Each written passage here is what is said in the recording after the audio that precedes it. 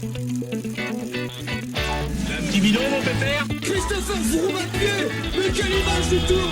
On n'a jamais vu ça. Aïe aïe aïe, attention Philippe, vous ne pas rappeler. Allez mon grand, t'es grand aujourd'hui, t'es grand. Chapeau.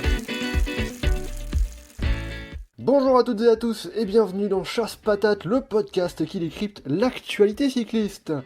D'ici quelques jours va débuter la première grande course de la saison 2021, à savoir bien évidemment Paris-Nice, qui s'élancera de la région parisienne de Saint-Cyr-l'École, le 7 mars, dimanche prochain. On va donc dans cet épisode de Chasse Patate bien voir un petit peu comment s'annonce ce Paris-Nice avec le parcours, les favoris, les coureurs à suivre et notamment les coureurs français à suivre, bien évidemment. On ouvrira une petite parenthèse sur l'histoire de la course au soleil, une histoire un petit peu internationale. Et enfin, on n'oubliera pas non plus le reste de l'actualité cycliste avec notamment Tirreno Adriatico et les Strade Bianche qui arrivent et les premières courses flandriennes qui ont eu lieu le week-end dernier. Et pour parler de tout cela avec ce programme, ma foi, assez chargé, j'accueille avec plaisir nos deux spécialistes du groupe Eto. Anselme pour commencer. Salut Anselme. Salut à toutes et tous. Comment ça va ? Bon, moi ça va super, ravi d'être de retour sur Chasse Patate. Ah mais ça fait du bien également. Et j'accueille également Hugo. Salut Hugo. Salut Mathieu, ça va ? Eh ben ça va très bien, merci, j'espère que toi aussi. Pas mal de courses à suivre un peu partout dans le monde. Hein. Pas encore partout dans le monde, mais déjà en Europe. C'est déjà pas mal et puis déjà ça fait quelques temps qu'on n'a plus beaucoup d'annulations de courses. Croisons le doigt pour que ça continue comme ça fait quand même du bien. Et bien voilà, à présent, vous savez tout, attention au départ, chasse patate, c'est parti.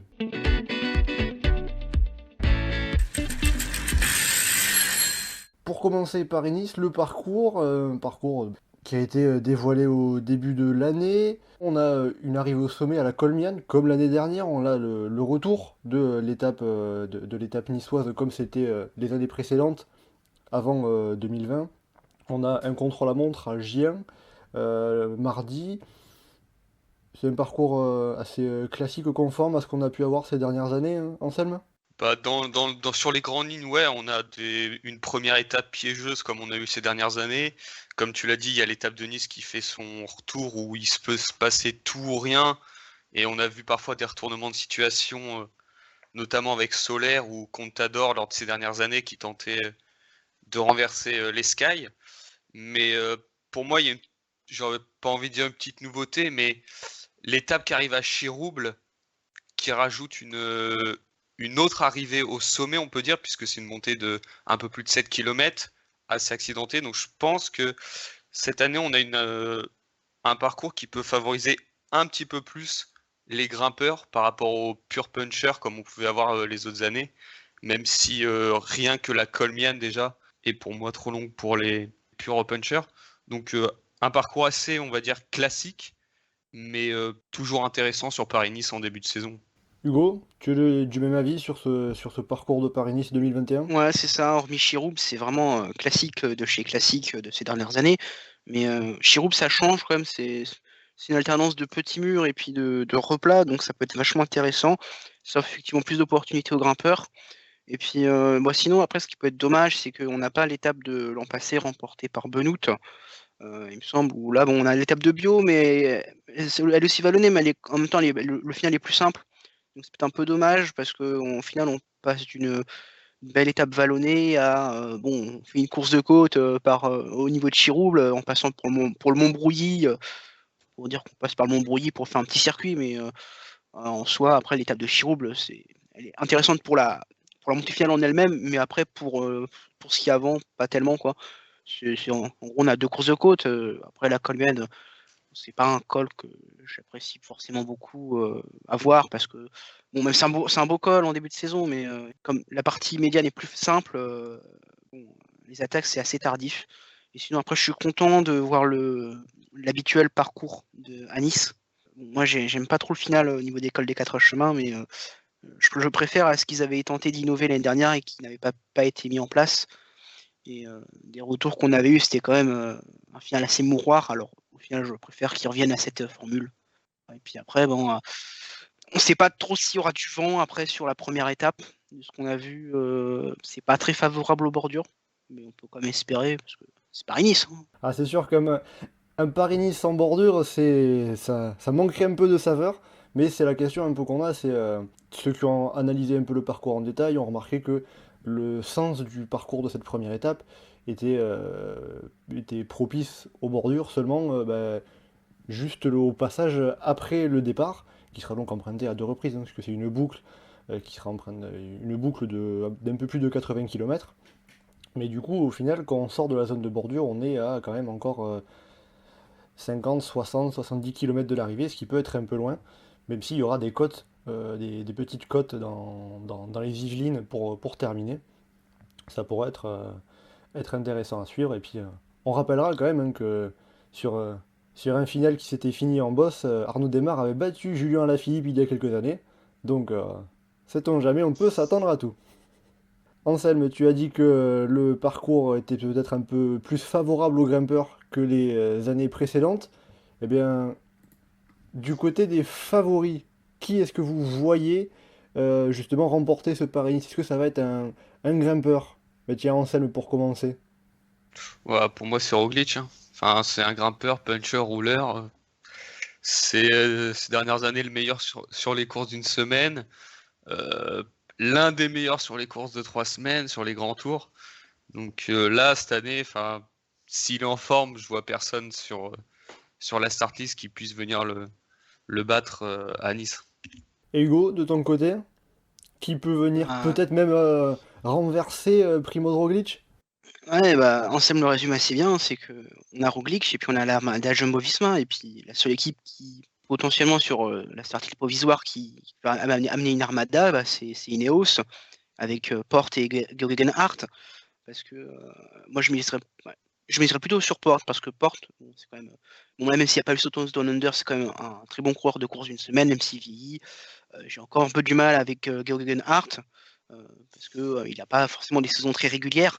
Mais quand on voit qu'il y a apparemment déjà Geoghegan Hart, Van Barle, de plus Porte et Denis prévus, c'est un peu la seule équipe qui peut rivaliser avec Jumbo-Visma parce que quand tu as Kruijswijk et George Bennett, plus Soumen déjà pour aider Roglic, bon, tu dis qu'un peu le parcours, bon, ça va être un peu le train-train. Et puis, comme on a rajouté Chirouble et comme là il y a deux gros grimpeurs bien présents, j'avoue que j'ai un peu du mal à y croire pour les Teuns, pour les Sharman, pour les O'Connor, même pour Jungels aussi, dont c'est la course de reprise. Vlasov, il n'a pas montré des super signes. Enfin, il était bien, mais pas exceptionnel, quoi.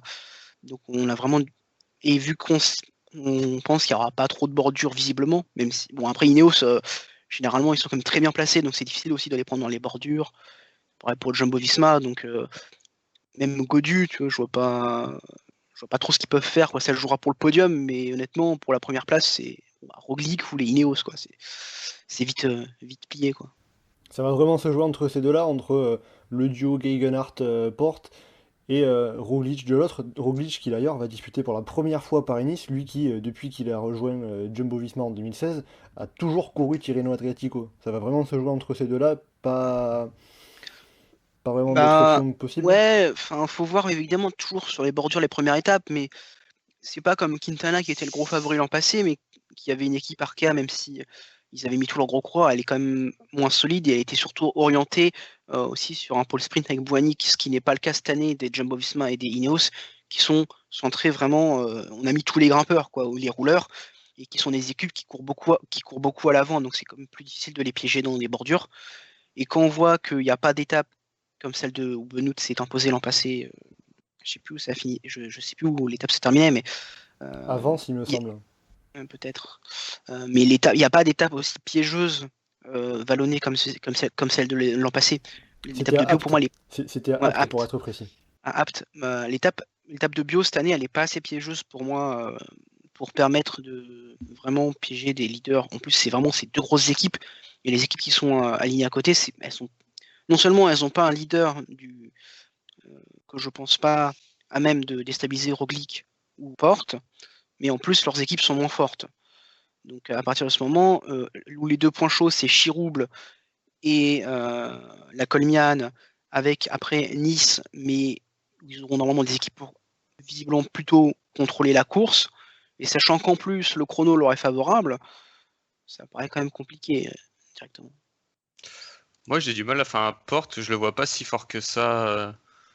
Je pense que, il sera pas le leader d'Ineos. Et pour moi, si Ineos doit jouer le général, ce sera avec Goggenhardt. Et Porsche, je pense qu'il sera beaucoup plus en retrait. J'arrive pas à le voir pouvoir challenger Roglic sur un profil comme ça. Geigenhardt possible, n'a mais quand même c'est- pas été très rassurant sur le Tour des Alpes-Maritimes et du Var il Oh, y a quelques semaines. Enfin, par rapport il avait à... chuté sur la première étape, mais après le problème c'est que Goggenhardt, même s'il gagne le Giro l'an passé, c'est qu'il fait rien d'autre de la saison, donc c'est aussi pour ça Ça que reste moi un jeune j'ai. coureur, en effet. Voilà, non, là il est régulier, il a le Giro comme sa grosse perf, mais après c'est pour ça que j'ai des difficultés à le mettre en favori côté de Roglic, c'est que t'as le Giro, mais après vraiment une grosse perf, c'est compliqué de trouver. Tu vois, il est pas assez régulier pour. Ouais, mais Porte n'est plus très régulier non plus, hein, hormis en Australie où à Willunga il gagne tous les ans et même quand c'est pas une course officielle. Sinon derrière c'est très irrégulier. Et il a du mal à être constant vraiment toute la saison et je pense que cette année, après son podium du Tour, je suis pas sûr que il soit remobilisé à fond sur le début de saison, mais peut-être plus sur les grands tours encore, hein. Mais c'est possible. Mais en tout cas, pour moi, je vois que Ineos, en termes de densité, est capable de challenger Jumbo, quoi. En tout cas, je pense que si on peut dire une chose, c'est que s'il y a une cote intéressante à mettre, faut pas viser la victoire, ça va être très probablement Roglic, à vous entendre. Bah oui, ouais. On aimerait bien Sauf qu'il y ait un peu grosse de surprise, hein. Ouais, c'est ça. On aimerait bien qu'il y ait un peu de suspense, mais honnêtement, on n'y croit pas vraiment, quoi.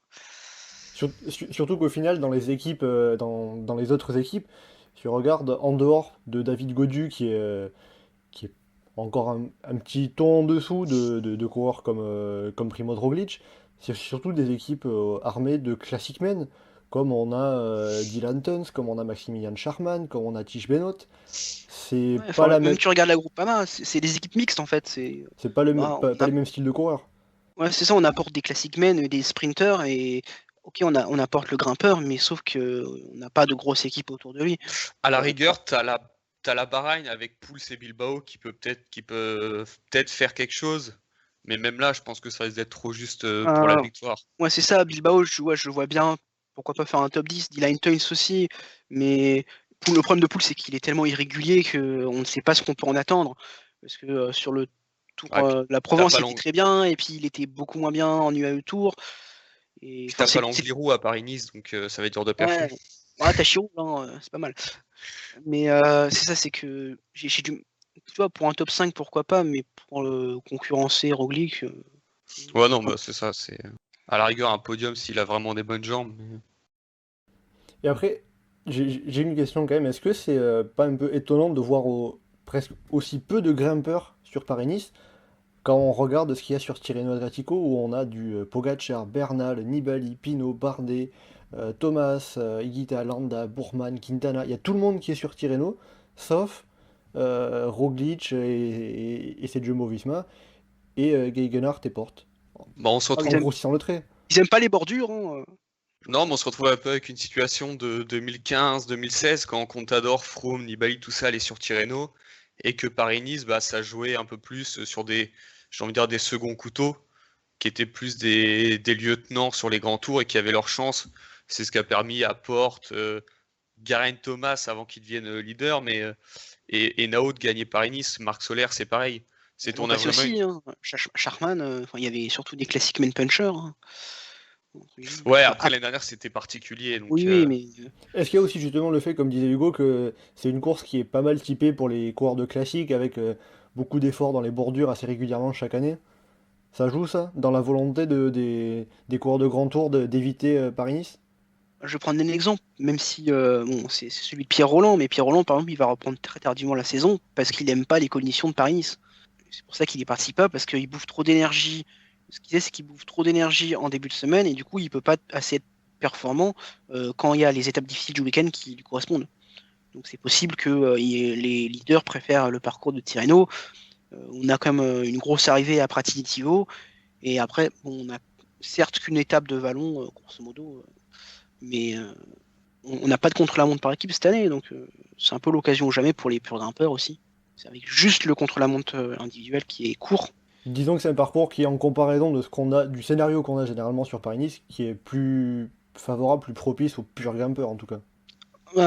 Et par contre, ces dernières années sur Tirreno, je trouve que vu qu'il n'y a pas le contre-la-montre par équipe et vu qu'il y a quand même Pratiditivo avec Capanelle juste avant et qu'on n'a qu'une seule grosse étape de vallon, ouais, c'est plutôt favorable à un grimpeur plus que ces dernières années, je pense en tout cas.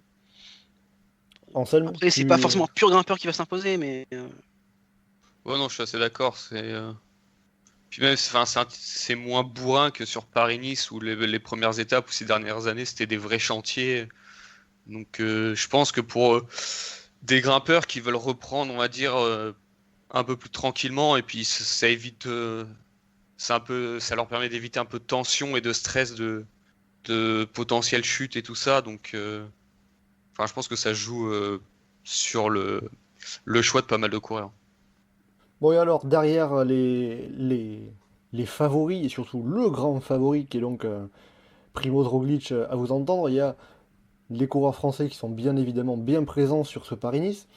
Si on regarde du côté des grimpeurs, on a David Gaudu, Guillaume Martin, peut-être un petit peu Pierre Latour, et on a surtout, notamment, des sprinteurs avec Arnaud Démare, Nasser Bouhanni, Brian Cocard, Christophe Laporte. Un petit doute pour l'instant chez Israël, on ne sait pas si ça va être Rudy Barbier ou Hugo Hofstetter. Mais il y a quand même pas mal de coureurs français qui peuvent aller. Qu'est-ce qu'ils peuvent aller chercher, nos coureurs français, finalement? À Godus, c'est pour moi, il doit confirmer. Il doit confirmer ce qu'on attend. Il doit pouvoir jouer avec les meilleurs le plus longtemps possible. J'attends de lui qu'il soit au moins dans le top 5. Pour moi, c'est là. En plus, il fait un très bon début de saison. Il a gagné la Faune-Ardèche. Donc il montre qu'il est en forme, il a fait un très bon Tour des Alpes. L'équipe FDJ marche plutôt bien en plus, donc moi j'attends qu'il soit dans le top 5. Guillaume Martin, c'est un peu plus compliqué parce que c'est vraiment un pur grimpeur, pas forcément très explosif. Donc une course comme Paris-Nice, hormis la Colmiane, ça lui correspond un peu moins. Après, je pense qu'il doit pouvoir aussi jouer avec les meilleurs, sachant qu'en plus à Cofidis c'est une équipe World Tour. J'ai envie de dire, pour les points en plus qui sont importants pour les petites équipes, il doit aussi pouvoir jouer quelque chose. Mais vraiment, c'est sur Gaudu que j'attends beaucoup de choses. Il doit confirmer en fait sa place de potentiel futur potentiel vainqueur de grand tour. Ce qu'on espère tous pour lui. David Gaudu qui d'ailleurs va courir pour la première fois sur Paris-Nice, il va découvrir la course. Tandis que Guillaume Martin a participé une fois à la course au soleil, c'était l'an dernier où il avait terminé 12e du classement général.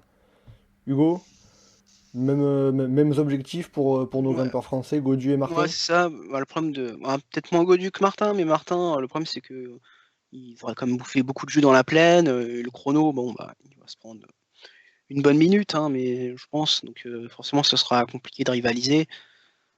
Mais ouais, Martin, il a montré que l'année dernière qu'il était capable d'aller au niveau des leaders, donc ce serait bien qu'il réitère cette année, parce que au final, si on se remémore, si je me remémore Paris-Nice l'an passé, il avait craqué tôt quand même dans la Colmiane, il me semble. C'était pas du tout le même niveau qu'il avait sur la fin de saison. Donc si on peut espérer un même niveau que sur la fin de saison, ce serait bien. Après, bon, on a Gaudu, effectivement. On a quand même qu'il fasse de bonnes choses. On a aussi Aurélien Paré-Pinte qui était en forme sur le début de saison. Quand on voit, on a peu de jus gazier. Hein. On a Godon, on a Touzé, on a Sénéchal, on a Cavagna. Donc ça peut donner de belles choses. Pérez, Armirail. Démarre effectivement pour la victoire d'étape, comme Bouhanni. Bouhanni qui fait. Il y a Cocard aussi, mais Cocard, visiblement, il s'est plus entraîné sur passer les difficultés que améliorer sa pointe de vitesse, peut-être l'étape de bio pour Cocard à voir, mais sinon j'y crois pas trop au sprint. Puis après côté général, effectivement sprint entre Barbier et Hofstetter, est-ce que ça va pas se tirer encore dans les pattes chez Israël? C'est un peu le problème. J'ai peur que si les deux soient alignés, ils se prennent tous les deux de leur côté. Côté total, on a quand même Latour. Donc, visiblement, même s'il a chuté, il était quand même plutôt en forme. Donc ce serait bien qu'il fasse une bonne performance sur Paris-Nice. Virmoz, les cols sont trop longs pour lui, mais il est en forme aussi. Donc pourquoi pas une étape. Je pense que c'est ce qu'ils vont viser avec Viermoz. Puis après, Barguil il a des problèmes gastriques. C'est un peu le problème, mais s'il peut faire comme Dumoulin, ce serait bien. Mais bon, voilà, ce sera pour les accessibles. Je pense Barguil, s'il est aligné, Bouhanni sera un peu pareil. Même s'il a fait un bon début de saison, des podiums, ce serait cool. Une victoire encore mieux, mais j'y crois pas trop honnêtement. Puis après, voilà, c'est du gazier, c'est des équipiers. Donc, si on a une petite victoire de Démarre, par exemple, ce serait déjà bien. Et puis, voilà, un podium de Godu.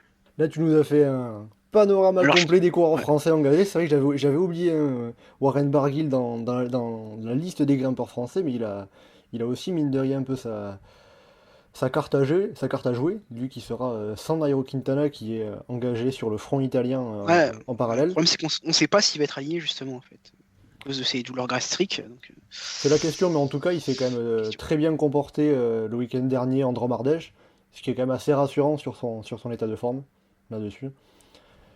Et après, justement, par rapport aux sprinters, donc on a Arnaud Démarre notamment, on a du Nasser Bouhanni, on a du Brian Cocard, mais il y a du lourd aussi en face, avec Sam Bennett, Pascal Ackermann, Giacomo Nizzolo, et encore beaucoup d'autres. Je vais pas faire la liste, ça serait beaucoup trop long.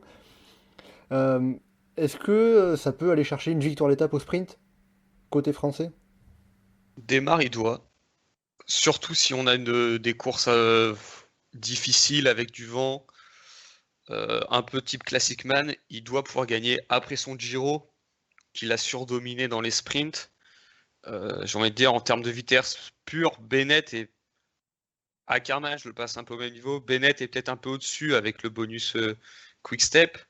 Mais si on a une course vraiment difficile, Démarre doit pouvoir aller gagner une étape, sachant que on peut avoir une course difficile, parce qu'une équipe comme UAE avec Christophe, Trentin, la Trek, Alpecin, Trek avec Pedersen.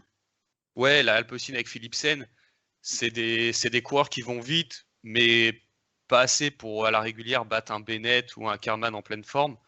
Donc ils auront intérêt à durcir pour les fatiguer. Surtout un type comme Christophe qui, on sait, il performe quand la course est dure.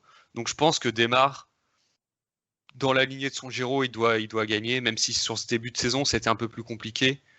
Sinon, niveau sprint français, Bouhanni, Cocard, ça peut gagner, mais ce serait une surprise. Ça va sûrement jouer les accessites. Et je les vois pas arriver à gagner... Alors, on va dire, sur un sprint rangé hyper clean, ce serait un truc un peu sinueux ou avec des vagues, des trucs comme ça, au Ouais, placement. Ouais, à la limite Cocard sur Bio, mais je me demande si quand même l'étape est pas trop dure pour lui. À Mais, Bio, moi, je vois plutôt une échappée. Enfin, ouais, non, mais un c'est truc ça. de 100 bornes vallonné comme ça. Oui, comme c'est un l'étape, concours. comme c'est la seule étape vallonnée, moi aussi je vois une échappée gagner. Donc, après, ils mettront peut-être Cocard dans l'échappée. Hein. Ah, on sait pas. Hein.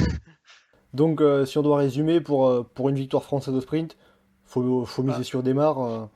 Le reste, Ouais, ça risque d'être un petit peu compliqué face au gratin c'est du comme sprint. Démarre qui la est quand même référence très ces long. dernières années. Voilà, tout à fait. Bon, t'as vraiment Ackermann, Bennett qui font épouvantail, mais en même temps, après, t'as plein d'autres gaziers sprinters qui vont vouloir durcir la course. Donc, ça risque d'être intéressant quand même. Et ça sera d'ailleurs aussi son premier gros test avant le Tour de France, lui qui va viser de nouveau le Tour de France cet été. Et permettra de voir, même si l'année dernière il avait été assez peu en forme en début de saison avant d'être excellent en deuxième partie. On verra s'il a réussi à maintenir ce niveau de performance pour qu'on puisse croire en lui pour le maillot vert en juillet. Et puis ça permettra de voir aussi comment ça cohabite avec Godu, puisque les deux seront sur le Tour de France en plus, normalement. Tout à fait, tu fais bien de le préciser également. Groupama FDJ, ça construit un peu les bases de l'équipe pour le Tour de France, ce qu'on retrouve également notamment chez Jumbo-Visma avec toute la Dream Team qui est alignée. Ça permet, mine de rien, de faire un peu les essayages, les répétitions pour le Tour de France, même si on est quand même à 4 mois de la grande échéance.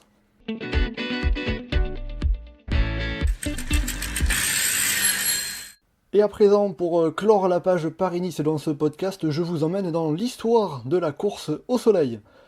Avec le départ d'Ouenville-sur-Moncian pour la deuxième étape cette année, Paris-Nice va atteindre le point le plus au nord de son histoire, derrière le départ de l'édition 1982 donnée en Belgique à Moucron. Alors, pour comprendre pourquoi Paris-Nice est un jour parti de Belgique, Il faut se replonger dans l'histoire de la course au soleil, et notamment dans celle de son patron de l'époque, Jean Leliot. Jean Leliot était un journaliste proche d'Henri Desgranges avant la Seconde Guerre mondiale. Parmi ses multiples activités, il a notamment créé un Tour de France féminin en 1955 et un Tour d'Europe en 1954. Cette volonté de voir grand, elle se retrouve dans Paris-Nice, course dont il a repris l'organisation en 1951. La course gagne en notoriété et en importance. En 1959, elle part même à l'étranger. Paris-Nice devient Paris-Nice-Rome, une course en 2 tronçons qui ne connaîtra toutefois pas de suite. Jean Leliot n'abandonne toutefois pas son idée d'exporter Paris-Nice à l'étranger. Elle ressurgit en 1980 avec un Paris-Nice en tour du monde, passant par San Francisco, Sydney ou Erevan en Géorgie, avant d'arriver à Nice. Cette course sera une propagande extraordinaire pour le sport cycliste et son industrie, déclare-t-il alors. D'autant plus qu'il souhaite l'organiser pour le centenaire de la Fédération française de cyclisme en 1981. Quelques mois plus tard, le projet est repoussé à 1982 en passant cette fois par l'outre-mer. Martinique, Guadeloupe, Tahiti, Nouvelle-Calédonie et Réunion sont au programme entre Paris et Nice. Ce projet doit finalement être repoussé, mais Paris-Nice passera bien à l'étranger en 1982, avec donc le départ de Moucron en Belgique et un prologue tracé par Jean-Luc Vandenbroek, spécialiste de l'exercice et conseiller municipal de la ville de Moucron. Et oui, ça ne s'invente pas. Le rouleur belge fait partie des prétendants à la victoire sur ce prologue, mais à trop vouloir bien faire, Vandenbroek part à la faute. Il est le seul coureur à chuter sur les 5700 mètres du parcours. Pire, c'est son grand rival, le néerlandais Bert Oosterbosch, qui s'impose devant son coéquipier de chez La Redoute, Alain Bondu. Et en 3e place, on retrouve Sean Kelly. Quelques jours plus tard, l'Irlandais remportera le premier de ses 7 Paris-Nice consécutifs. Ce prologue, Jean Leliot ne le verra toutefois pas. Il décède le 2 février 1982, un mois avant Paris-Nice, et avant d'avoir pu accomplir son rêve, celui de faire un tour du monde cycliste. Bon alors, Anselme, Hugo, un Paris-Nice en tour du monde, ça vous intéresse, ça vous tente?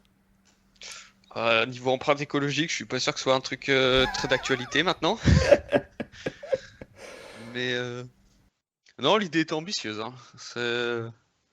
Fallait avoir envie de l'organiser. Après, je comprends que ça n'ait jamais vu le jour. Mais développer j'ai envie de dire développer un peu des courses maintenant dans des nouvelles contrées, c'est un peu ce qu'a fait Lucie avec tout le Moyen-Orient. Mais non, je pense que aujourd'hui, avec en plus la prise en compte de la fatigue, des transferts, tout ça, ça pourrait plus être, même au niveau sportif, ce serait plus envisageable. C'était peut-être un peu ambitieux, en effet, oui. Oh, ça dépend, ils voulaient mettre des cols de 100 bornes ou pas? Ah, j'ai pas vu le détail du parcours.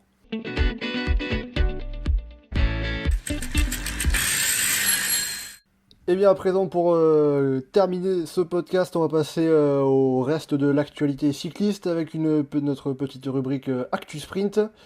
Déjà, le week-end dernier, on a eu le week-end d'ouverture en Belgique avec l'Omloopet Nieuwsblad qui a été remporté par Davide Ballerini au sprint et Kuurne-Bruxelles-Kuurne qui a été remporté par Mads Pedersen de la même manière. Ça a été 2 belles courses au final tout de même, auxquelles on a pu assister ce week-end. Ouais, le truc c'est on a eu des courses qui finissent au sprint, alors qu'en soi les courses ont été assez mouvementées dans le long et ça se regroupe sur la fin. Donc j'ai envie de dire le résultat ne reflète pas forcément le déroulement de la course. Et moi il y en a un qui m'a plutôt impressionné sur ce début de saison, c'est Turgis, qui s'est placé régulièrement sur les premières courses là. Sur le podium, bien présent. Donc il semble très en forme en ce début de saison.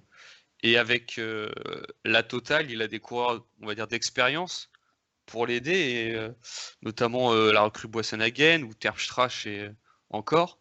Donc j'ai hâte de voir ce que pourra faire l'équipe Direct Energy sur la suite des classiques. Parce que les premières courses sont très prometteuses. Et au final, sur ces 2 courses, l'Omloop et Kuurne-Bruxelles-Kuurne, on a eu dans un scénario qui se ressemble Similaire. un petit peu, assez similaire, hein, comme tu le dis Hugo, avec sur la première course, Julien Alaphilippe qui fait tout péter de loin, qui part tout seul, et de l'autre, Mathieu Van Der Poel qui attaque de loin, suivi par Jonathan Narvaez, et les deux se font reprendre, et ne gagnent pas au bout du compte. c'est grâce à eux que la course a été dynamitée, en fin de compte. Ils ont été peut-être un peu seuls. Ouais, bah, c'est toujours ça le truc. Sachant qu'en plus, on sait que bah, c'est des gars qui sont très forts, surtout Van Der Poel sur ce type de classique. Donc derrière, ça s'organise assez vite. Enfin, on sait qu'il faut pas le laisser partir, lui donner trop de champ. Narvaez m'a fait bonne impression. Je l'attendais pas sur ce type de course. Il s'est montré très costaud. Mais bah après, l'équipe Alpecin s'est montrée aussi très forte après sur le Samyn, avec notamment la victoire de Merlier. Donc, Et un Van Der Poel qui casse son guidon après ouais, avoir en plus. encore une fois attaqué accéléré. C'est ça. Et puis ils ont aussi le champion de Belgique, si j'ai pas de bêtises, c'est Debon, Ouais, Oui, de Bont. Dries de Bont. qui est sorti dans le final. Mais en tout cas, enfin, pour moi, c'est un week-end prometteur au vu de la suite de la saison. Faudra juste espérer que les prochaines courses soient taillées dans le même bois et qu'on retrouve pas des scénarios plus tranquilles, même si on va pas se cacher, c'est rarement le cas sur les courses flandriennes. C'est ça qui fait le sel de ces Flandriennes. En effet, toujours assez régulièrement de l'action, en tout cas. Après, là, j'ai l'impression en fait qu'il y avait, enfin sur le week-end d'ouverture, en fait, il y avait des groupes qui sont partis, mais comme en fait il restait quelques grosses équipes piégées derrière, mais en fait, c'est pour ça que c'est revenu. C'est genre, je pense à Bahreïn qui était piégé sur Kurn, ou encore à Bora, enfin, et toutes les équipes Conti globalement sur l'Omloop. Et au final, bah, c'est un peu revenu parce qu'il restait quand même un peu de personnel derrière. Contrairement à ce qu'on pouvait attendre sur les dernières années, c'est que là en fait ça n'a pas explosé derrière. Et au final c'est resté assez uni pour que ça revienne. En fait, on avait groupe 1, groupe 2, groupe 3, et au final ça se regroupe dans le final. Et c'est pour ça, le scénario est similaire, c'est pour ça que moi j'ai plutôt préféré quand même regarder les boucles de Romardèche ce week-end. Après, le problème, enfin, je suis pas d'accord avec toi là-dessus parce que les dernières années, c'est parce que généralement, il y avait, on va dire, que la Quick Step qui avait une grosse équipe et elle mettait un type devant. Et le problème, c'est que bah, du coup, on se retrouvait avec un groupe de 4 qui part ou des trucs comme ça. Et très vite, bah, derrière, c'était rideau, ça s'entendait pas. Alors que là, ça a permis de garder du suspense jusqu'au bout, à se demander est-ce je suis que d'accord. ça peut résister ou pas. Donc, enfin, moi, je préfère ce type de scénario où vraiment le suspense est plus présent que un petit groupe qui part à 50 bornes et puis n'est plus jamais revu parce que derrière, bah, t'as rideau, personne s'entend. C'est sûr, mais c'était plus parce que il y a eu un vrai scénario similaire.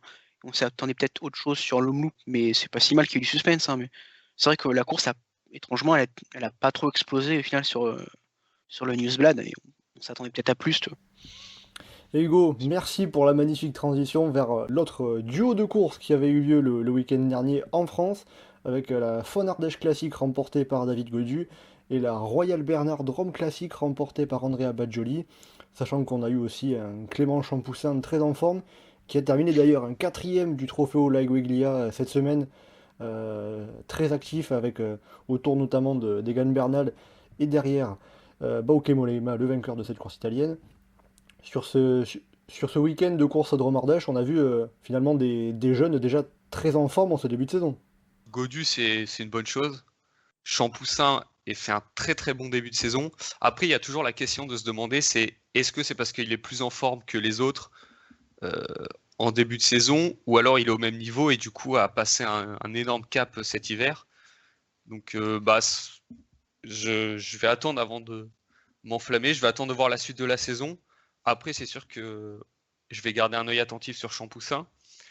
Mais à côté de ça, sur les courses, la Groupama, Thibaut Pinot sur la Von Ardèche, on va dire, rassure un peu. Parce que tout le monde est très inquiet de son état de santé et de voir s'il peut, oui ou non, performer. Donc il est allé chercher une 8e place. Donc c'est rassurant. Et sinon, bah, j'ai envie de dire, la Quick Step encore.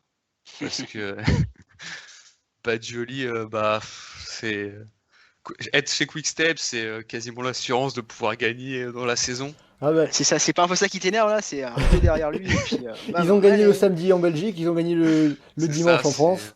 Voilà, en fait, sur ces courses, c'est même pas la Quick Step qui m'énerve, c'est plutôt la Astana qui m'a un peu déçu, au contraire. Dans quel sens Dimanche, ils étaient quand même beaucoup, et ils ont pas réussi à faire la différence, et au final, ils se font contrés par Bajoli. Et samedi, quand même, ils avaient Vlasov, Izagirre, Fulsang. et bon, évidemment, ils misaient sur Vlasov, mais au final, ils font 6, 17 et 18, c'est pas incroyable. Hein. Bon, après, c'est sûr, ils n'ont pas de carte au sprint. Donc forcément, ils sont obligés de dynamiter, mais au final, j'ai pas trouvé qu'ils avaient été... Bon, ils n'ont pas été très tranchants, ça c'est sûr, mais on les a pas trop vus. Enfin, on les a vus, mais on n'y a jamais vraiment cru, quoi, tu vois. Ils étaient beaucoup, mais ils n'ont jamais réussi à faire la différence. Vu l'équipe qu'ils alignaient, on pouvait s'attendre à mieux, quand même.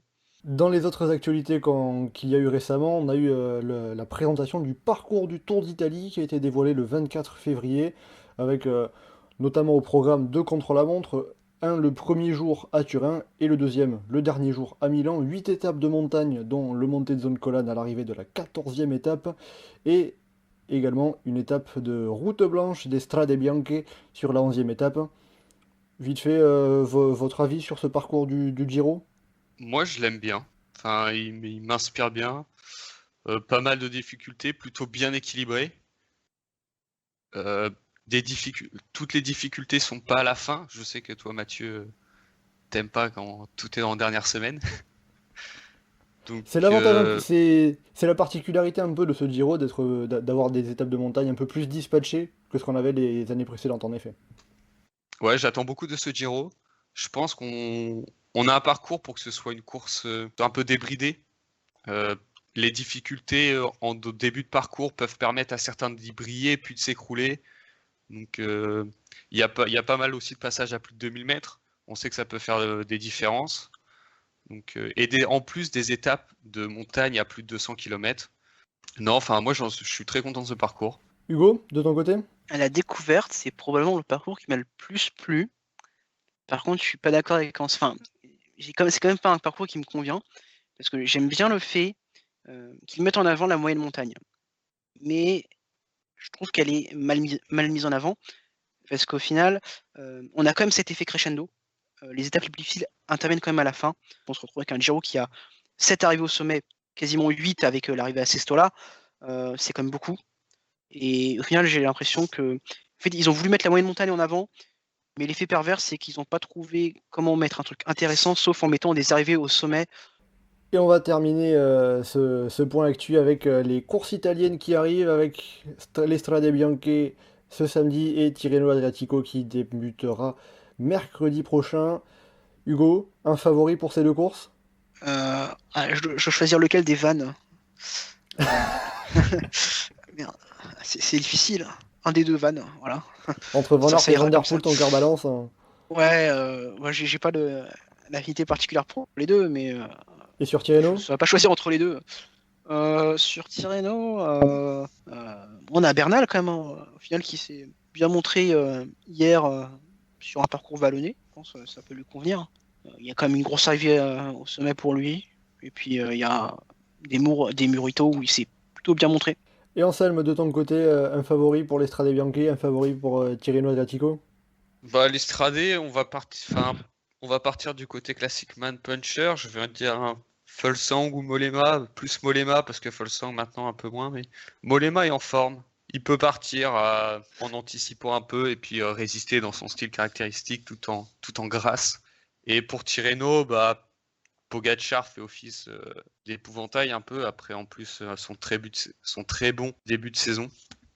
Mais sinon, un coureur comme Simon Yates marche plutôt pas mal en Italie. Donc à voir. Mais sinon, ouais, on va dire Mollema, Pogačar, en espérant me tromper pour Tirreno. Eh ben, très bien, merci. On suivra ça, on regardera ça bien évidemment pour voir si vous avez raison ou non. On verra bien, en tout cas, il y en a au moins l'un des deux qui aura tort.